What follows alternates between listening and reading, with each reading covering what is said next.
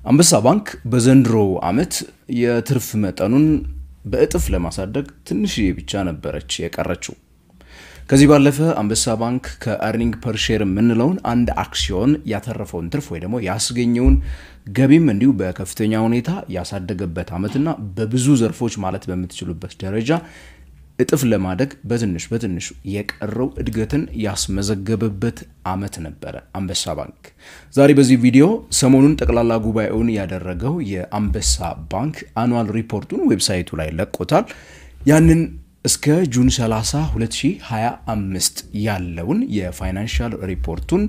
ከዌብሳይቱ ላይ ባገኘሁት መሰረት የባለፈው አመት የአንበሳ ባንክ አጠቃላይ ፐርፎርማንስ ምን ይመስላል የሚለው ነገር በዛሬ ቪዲዮ የምነግራችሁ ነው የሚሆነው። በጠቅላላ ጉባኤው ላይ የነበሩ አለመግባባቶች እንደነበሩ ባለፈው በዜና እወጃችን ላይ ተናግረን ነበረ። ያው እነዛ እንግዲህ የሆኑ ነገሮች ናቸው ከፋይናንሻል ፐርፎርማንሱ ጋራ የተያያዙ ነገሮች አይደሉም። ዛሬ በዚህኛው ቪዲዮ ግን ልንመለከት የፈለግነው ልክ ለሌሎቹም ባንኮች ለሁሉም እንደምናደርገው ሁላ አንበሳ ባንክ ባሳለፍነው አመት ምን ይመስል ነበር ብለን በተለያየ መልኩ እናያለን። ይህ ንጋት ፖስት ነው። ፋይናንስ፣ ቢዝነስ፣ ካፒታል ማርኬት እናወራለን። ይህን ቻናል እስካሁን ድረስ ሰብስክራይብ ካላደረጋችሁ የዶል ምልክቷን አብሩ ሰብስክራይብ በሉ እያልኩኝ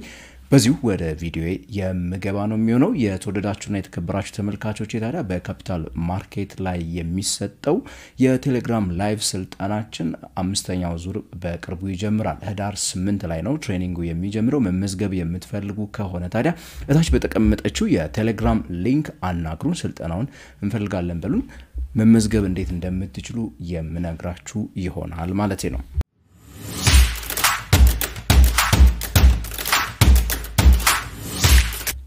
አስቀድሜ እንደነገርኳችሁ እንግዲህ የአንበሳ ባንክ የ2024-25 የበጀት አመቱ አኑዋል ሪፖርት እንደምትመለከቱት ዌብሳይቱ ላይ ተለቋል። ከዛ ላይ በወሰድኩት መልኩ ነው። የበለጠ መረጃ ማየት የምትፈልጉ ከሆነ እሱን ሄዳችሁ መመልከት ትችላላችሁ። የራሱ ዌብሳይት ላይ ታገኙታላችሁ። አንድ ባንድ እየተመለከትን እንሂድ። እንግዲህ ሪፖርቱ ላይ እንደቀረበው ከሆነ የባንኩ ቁጠባ ማለትም ከደንበኞች የሰበሰበው ቁጠባ በዚህ ባሳለፍነው አመት በ23 በመቶ ነው ያደገው። ስለዚህ አሁን 44 ቢሊዮን ብር አካባቢ ደርሷል በባንኩ ዘንድ ያለ የደንበኞች ገንዘብ ማለት ነው። ከዚህ ውስጥ 70 በመቶ የሚሆነው ወይ ደግሞ ትልቁን ድርሻ የያዘው እንደኔና እናንተ አይነቶቹ ሄደን የምናስቀምጠው የቁጠባ ሂሳብ የሚባለውና 7 በመቶ ብቻ ወለድ የሚከፈልበት ጥሩ የሚባለው ይሄ ዝቅተኛ ዋጋ የሚያስወጣው ባንኩን ወይ ደግሞ ዝቅተኛ ወጪ የሚያስወጣው አይነት የቁጠባ አይነት ሲሆን የዲማንድ ዲፖዚት የሚባለው 13 በመቶ ይሆናል ከጠቅላላ ዲፖዚት ውስጥም። እሱም ቢሆን ያው ባንኩ የሆነ ነገር ሊያደርግ ቤት ሊገዛ መኪና ሊገዛ or የሆነ ነገር ሊያደርግ ቃል የገባበት አይነት ዲፖዚቶችን ሊያጠቃልል ይችላል። በፊክስድ ታይም ዲፖዚት የሚባለው እንግዲህ በዘንድሮ በተለይ ከቅርብ ጊዜ ወዲያት በጣም እየተለመደ የመጣው ይሄ ከፍተኛ ወለድ የሚከፈልባቸው ነገር ግን ለሆነ ጊዜ ታስረው የሚቀመጡ ቁጠባዎች ደግሞ 17 በመቶ ያዋጣሉ። ይሄኛው እንግዲህ 17 በመቶ ሜቢ ባንኩን ትንሽ ወጪ ሊያስወጣው የሚችል በተለይ ከወለድ ክፍያ አንፃር ላይ ከተጠቀሰው ከ7 በመቶ በእርግጠኝነት ከእጥፍ በላይ የሚያስከፍለው ነው በወጪ ደረጃ ማለት ነው። ሶ እነዚህ ሶስቱ ናቸው በዋናነት ባንኩ ጋር ያለውን ገንዘብ እንግዲህ አንድ ላይ የያዙት። ከዚህ ውስጥ ባንኩ 36.2 ቢሊዮን የሚሆነውን ገንዘብ እንግዲህ ከ44ቱ ማለት ነው ምን አድርጎታል ለደንበኞቹ መልሶ እንዳበደረው ነው የሚያሳየው ሪፖርቱ። ይህም የ18 በመቶ እድገት በብሔራዊ ባንክ የተቀመጠችውን የብድር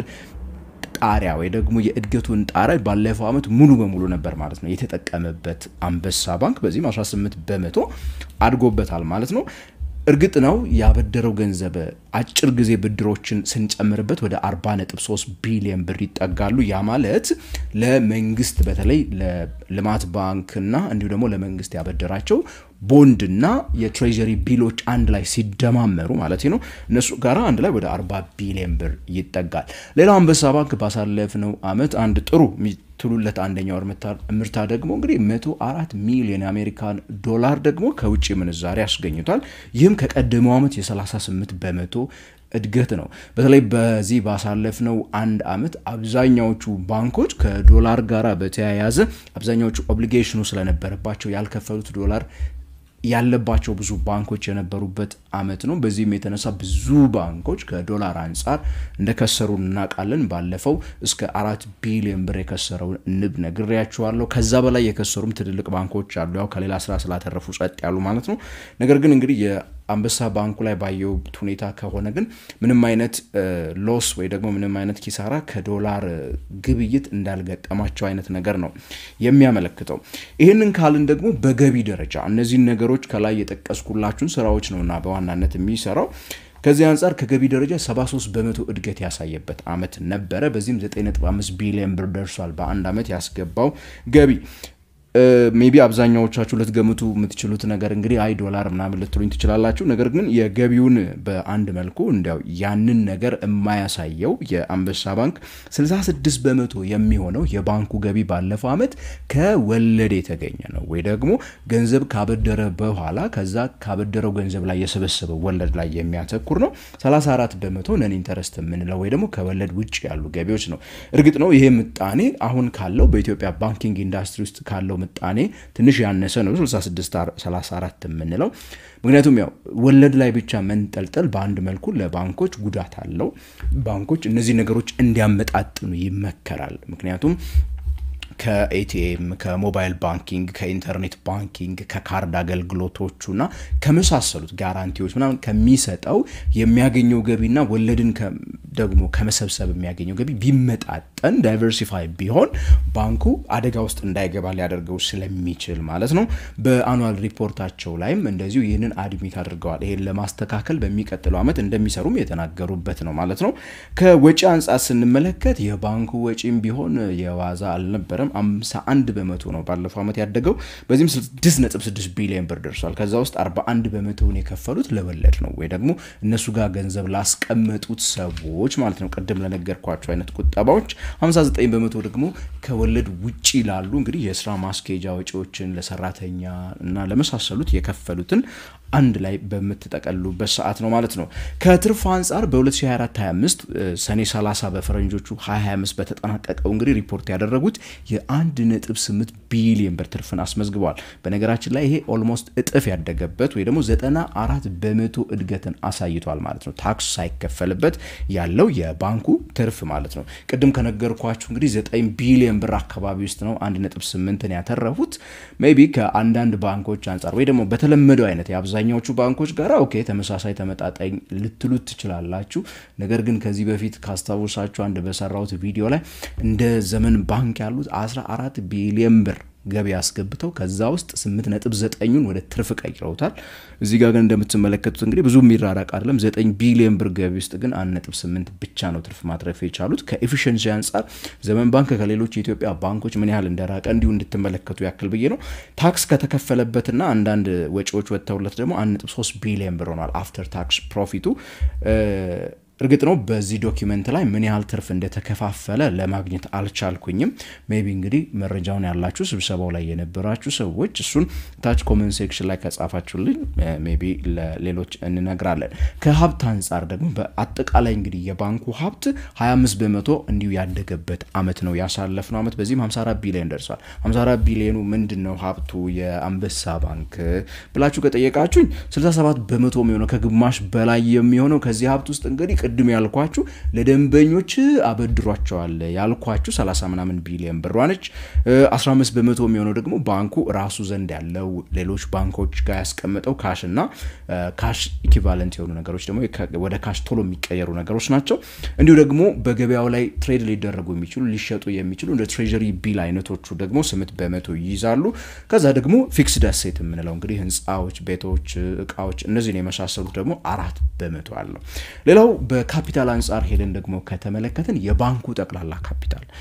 ጠቅላላ ካፒታል ሲባል የተከፈለ ካፒታል ብቻ ሳይሆን የባንኩ በህጋዊ ሪዘርቭነት የሚያስቀምጠው የሪስክ ሪዘርቭ የመሳሰሉትን ነገሮች አንድ ላይ ጨማምረን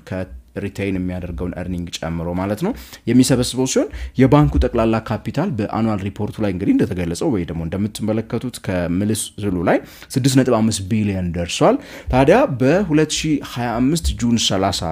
እንዳለው ከሆነ አሁንም ቢሆን አንበሳ ባንክ ብሔራዊ ባንክ ያስቀመጠውን የተከፈለ ካፒታል አላሟላም 3.7 ቢሊዮን ብር ነው የሚለውና የተቀመጠው ይህ ማለት እንግዲህ ቢያንስ 1.3 ቢሊዮን ብር ይቀራል በፈረንጆቹ 2026 ጁን ድረስ ሊያሟላው የሚገባው ማለት ነው ይሄንን የማያደርግ ከሆነ ባንኩ ኤዘር ሊዋሃድ ግድ ይለዋል ወይ ደግሞ በሌላ ባንክ ሊወሰድ ግድ ይለዋል ማለት ነው በስተመጨረሻ እንግዲህ ደግሞ የምነግራችሁ earning per share ነው ወይ ደግሞ በአንበሳ ባንክ ዘንድ በዚህ ባሳለፍነው አመት የ1000 ብር አክሲዮን ገዝቶ በእጁ የነበረው ሰው ምን ያህል አገኘ ገቢ ትርፍ ክፍፍል አይደለም ዲቪደንድ አይደለም earning per share ስትመለከቱት 423 ብር ከ82 ወይ ደግሞ 42.3% ነው ይሄ ጥሩ የሚባል ነው ምክንያቱም በቀደመው አመት የነበረው 28.1% ነው ወይ ደግሞ 281 ብር አካባቢ ነበር ኦልሞስት በእጥፍ ነው ያደገው ማለት ነው አንድ ሰው earn ያደረገው በዚህ ባሳለፍነው 2025 ማለት ነው በአንበሳ ባንክ ማለት ነው በዚህም እንግዲህ የባንኩ ሼር ሆልደሮች አትሊስት የተሻለ አፈጻጸምን ያዩበት አመት ባለፉት 3-4 አመታት ከነበረበት ባንኩ በከፍተኛ ሁኔታ ማገገሙን ያሳየበት አመት ነው ልንል እንችላለን አንበሳ ባንክ እንግዲህ በጣም ብዙ ነገሮች ይጠብቁታል ከፊቱ ከዚህ በኋላ በዋናነት ከሁሉ በላይ በስራ እንዲቆይ ወይ ደግሞ በስራ እንቅስቃሴ ውስጥ እንዲቀጥል ይሄንን 3.7 ቢሊዮን ላይ ያለውን ካፒታሉን ወደ 5 ማድረስ መቻል አለበት እርግጥ ነው የግዕዝ ባንክ ባለ አክሲዮኖችን እንዳለ አሲሚሌት ማድረጉን እንዲሁ ከዚህ በፊት በዜና ወጃ ላይ ነግሬያችሁ ነበር ካስታወሳችሁ በጊዜው እንግዲህ ያየናት ወደ 600 ሚሊዮን ብር ማይሞላ ገንዘብ ነው ከግዕዝ ወደ አንበሳ ባንክ የመጣው ያ ስቲል አሁንም ቢሆን ወደ 4 ቢሊዮን ብር አካባቢ ሜቢ ሊያደርሰው ይችላል የቀረውን ቢሊዮን ብር በዚህ ስብሰባ ላይ ሜቢ እንዲሁ መገምተው ሞልተውት ሊሆን ይችላል የትርፍ ክፍፍላቸው እዛ አካባቢ ሊደርስ ስለሚችል ያንን መልሰው ሪካፒታላይዝ የማድረግ ውሳኔን የሚወስኑ ከሆነ የባንኩ የበላይ አመራሮችና ሼር ሆልደሮች የማሟላቱ ብዙ ችግር ይኖርባቸዋል ብዬ አላምንም እናንተ ግን ትርፍ ክፍፍል ስንት ደረሳችሁ እንዲሁ ደግሞ ሪካፒታላይዝ ለማድረግስ ወሰናችሁ ሼር ሆልደር ከሆናችሁ የሚለው ነገር ታች ኮሜንት ሴክሽን ላይ ጻፉልኝ ጥያቄና አስተያየቶቻችሁንም እንዲሁ ካላችሁ ኮሜንት ሴክሽን ላይ በትጽፉልኝ ለመመለስ ዝግጁ ነኝ በቀጣይ በሌላ የፋይናንስ ቢዝነስ ወይ የካፒታል ማርኬት ቪዲዮዎች እስከምንገናኝ ድረስ ታዲያ ስልጠናውን በመዝገብ እንዳትረሱ ታች ባለችው የቴሌግራም ሊንክ አናግሩን እያልኩኝ የምሰናበታችሁ ከንጋት ፖስት ነኝ ከመብራን ነኝ